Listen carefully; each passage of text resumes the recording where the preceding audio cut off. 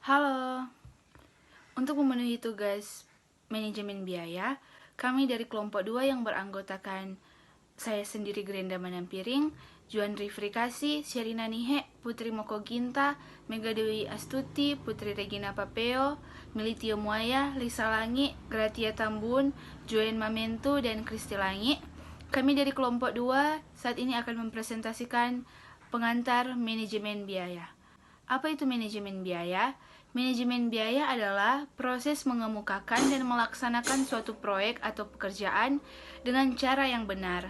Hal ini mencakup perencanaan, estimasi, anggaran, pembiayaan, pendanaan, pengelolaan, pengendalian, dan perbandingan antar biaya sehingga pekerjaan dapat selesai dalam waktu maupun anggaran yang ditetapkan. Selanjutnya akan dilanjutkan oleh teman saya. Apa itu manajemen biaya? Manajemen biaya adalah proses mengemukakan dan melaksanakan suatu proyek atau pekerjaan dengan cara yang benar. Hal ini mencakup perencanaan, estimasi, anggaran, pembiayaan, pendanaan, pengelolaan, pengendalian, dan perbandingan antar biaya sehingga pekerjaan dapat selesai dalam waktu maupun anggaran yang ditetapkan. Selanjutnya akan dilanjutkan oleh teman saya. Fungsi manajemen biaya. Fungsi manajemen biaya ini terbagi menjadi 4 fungsi.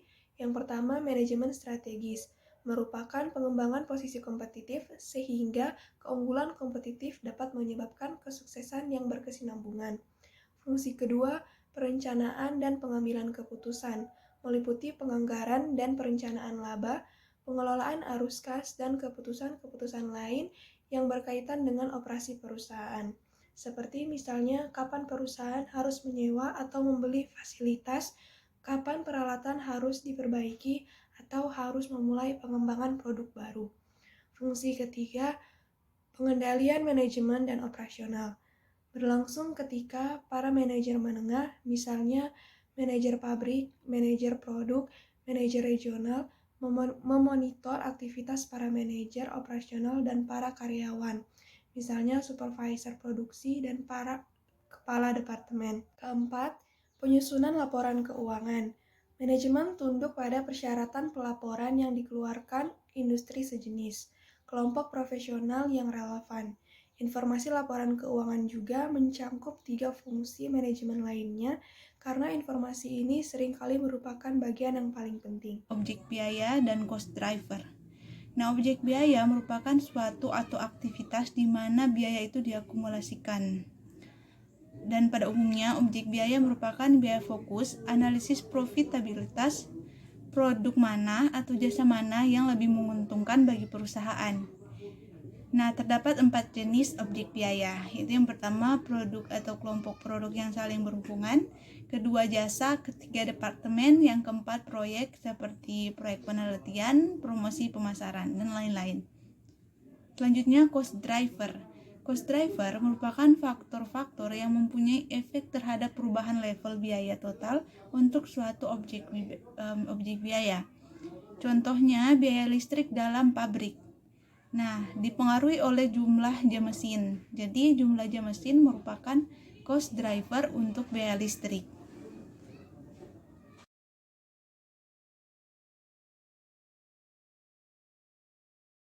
Selanjutnya, saya akan menjelaskan tentang lingkungan bisnis kontemporer. Banyak perubahan dalam lingkungan bisnis pada tahun-tahun belakangan ini yang menyebabkan adanya modifikasi yang signifikan dalam praktik-praktik manajemen biaya. Perubahan-perubahan utama tersebut adalah yang pertama, meningkatnya persaingan lingkungan bisnis global. Mempunyai arti bahwa kebutuhan perusahaan terhadap informasi manajemen biaya semakin meningkat supaya mampu bersaing. Yang kedua, teknologi informasi dan pemanufakturan. Supaya dapat tetap kompetitif dalam menghadapi persaingan global yang semakin ketat, perusahaan di seluruh dunia mengadopsi teknologi informasi dan pemanufakturan yang baru. Yang ketiga, fokus pada pelanggan. Perubahan kunci dalam lingkungan bisnis adalah meningkatnya harapan persaingan atau customer expectation terhadap fungsionalitas dan kualitas produk sehingga perusahaan harus fokus pada layanan customer. Dan yang terakhir adalah organisasi manajemen. Organisasi manajemen telah berubah dalam merespon perubahan pemasaran dan produksi. Karena fokusnya adalah kepuasan pelanggan dan customer value, maka tekanannya telah berubah dari ukuran kinerja yang bersifat keuangan dan berbasis laba menjadi ukuran kinerja yang berorientasi pada pelanggan. Saya akan menjelaskan tahap-tahap pengembangan sistem manajemen biaya menurut Robert Kaplan. Menurut Robert Kaplan digambarkan menjadi 4 tahap. Yang pertama, sistem manajemen biaya adalah sistem pelaporan transaksi yang paling mendasar. Yang kedua, pada pengembangan tahap kedua, sistem manajemen biaya berfokus pada pelaporan keuangan untuk pihak eksternal. Yang ketiga, sistem manajemen biaya mulai menelusuri data operasional yang utama dan mengembangkannya menjadi informasi biaya yang lebih akurat dan relevan untuk mengambil keputusan. Yang keempat, informasi manajemen biaya yang relevan secara strategis merupakan bagian integral dari sistem. Selanjutnya yaitu teknik manajemen kontemporer. Yang pertama ada tolak ukur, yaitu proses di mana perusahaan mengidentifikasikan CSF, mempelajari praktik-praktik terbaik yang dilakukan oleh perusahaan lain dan kemudian mengimplementasikan ke dalam perusahaan.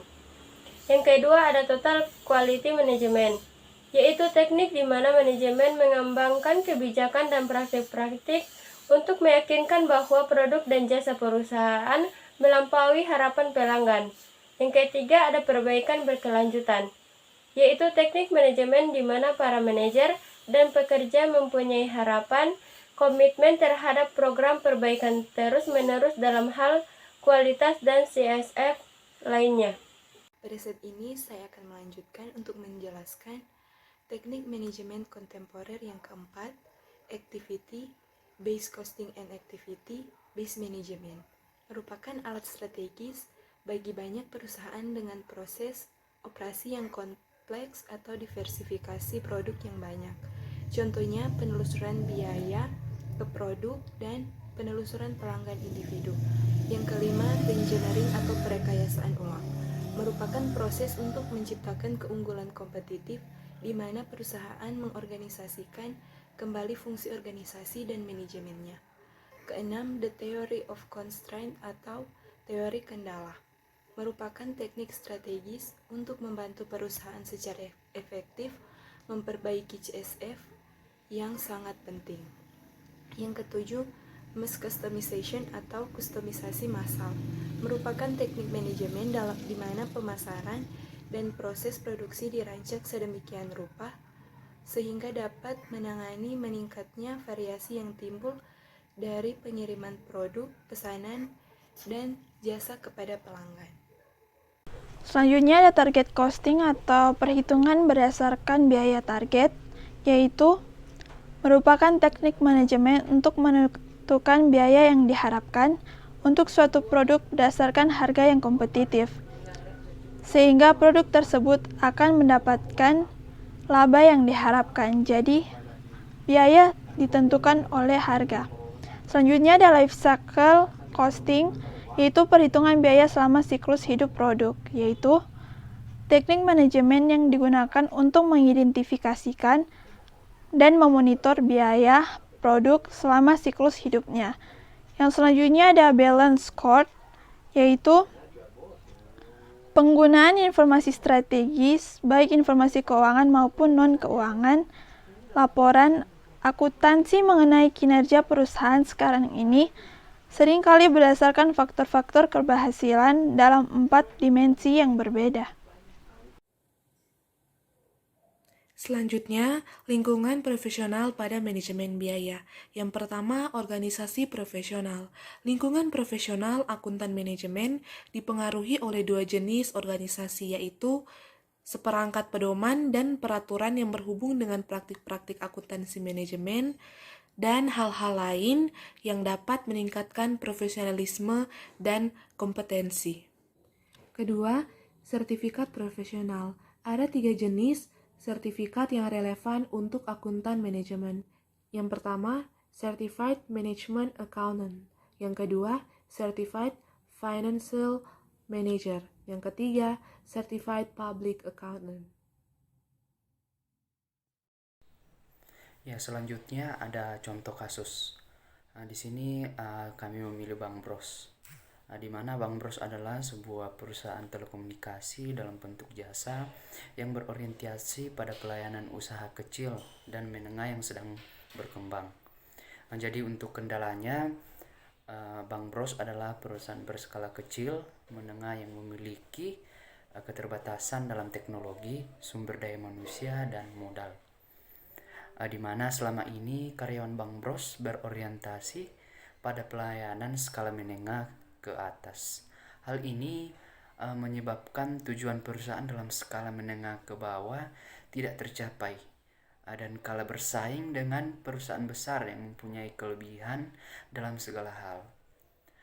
Manajemen Bank Bros selama ini masih berorientasi manajemen tradisional, yaitu berorientasi pada peningkatan internal kontrol dan bersifat menyajikan dan mengelola data mentah. Jadi informasi laporan-laporan.